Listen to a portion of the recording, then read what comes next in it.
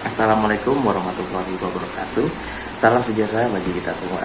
Kepada Bapak Tutor yang saya hormati dan teman-teman yang saya sayangi. Pertama-tama, marilah kita panjatkan puji serta syukur kehadirat Tuhan Yang Maha Esa. Atas izin dan nikmatnya, kita bisa ikut dalam diskusi sesi keempat ini. Sebelumnya, perkenalkan nama saya Wisnu Haji Mukti Nugraha dari Prodi Ilmu Komunikasi UPDJJ Jakarta. COVID-19 atau sering disebut sebagai wabah corona. Mungkin sebutan ini sudah tidak asing bagi kita sebagai warga negara Indonesia.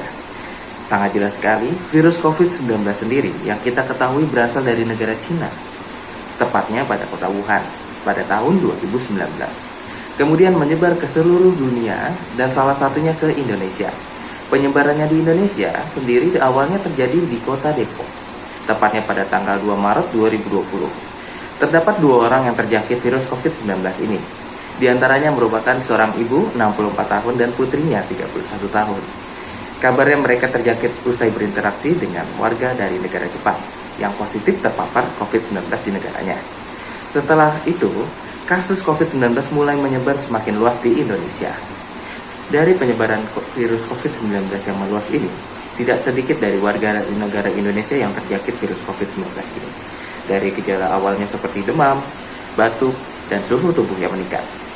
Dan untuk kasus lanjutan, ditemukan bahwa yang terjangkit virus COVID-19 ini bisa menyebabkan hilangnya beberapa indera, seperti indera penciuman pada hidung dan indera perasa pada lidah.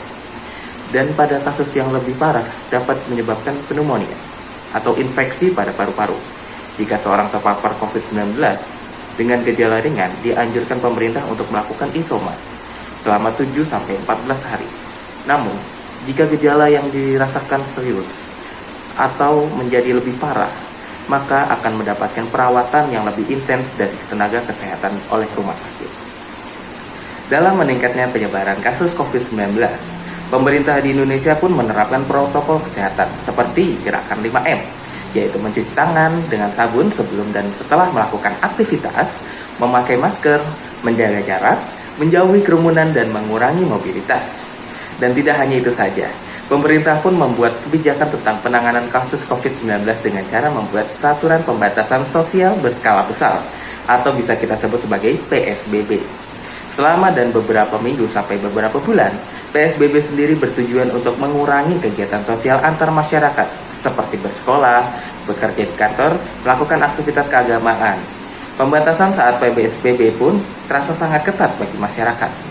Setelah beberapa waktu kasus COVID-19 mulai sedikit demi sedikit menurun, pemerintah lalu membuatkan peraturan baru, yaitu pemberlakuan pembatasan kegiatan masyarakat, atau kita bisa sebut sebagai PPKM, untuk mengurangi gerak publik di Jawa dan di Bali saat masa pandemi COVID-19. Namun sifat dan peraturan PPKM terbilang lebih longgar dari PSBB, dan 2 peraturan tersebut terdapat dampak positif dan negatif bagi masyarakat. Dampak positifnya, kasus COVID-19 menurun dengan signifikan. Namun dampak negatif bagi masyarakat adalah menurunnya hasil pendapatan terutama dari kalangan menengah ke bawah. Dan sebagai cara menanggulangi permasalahan COVID-19, pemerintah Indonesia mengadakan program vaksinasi yang mana ditunjukkan kepada seluruh warga negara Indonesia untuk berpartisipasi dalam mensukseskan program vaksinasi tersebut. Dan sampai saat ini, berbagai macam jenis vaksin pun muncul di Indonesia dan disahkan oleh pemerintah Indonesia. Dari jenis Sinovac, AstraZeneca, Moderna, Pfizer, dan lain-lain. Dan vaksinasi ini terdapat beberapa tahap. Dari tahap pertama, tahap kedua, dan sampai saat ini di tahap booster. Dan apabila seseorang telah melakukan vaksinasi, akan mendapatkan sertifikat vaksin yang dapat digunakan sebagai syarat untuk melakukan kegiatan dan aktivitas di luar maupun di dalam ruangan. Demikian uraian yang dapat saya sampaikan. Semoga dapat bermanfaat bagi kita semua.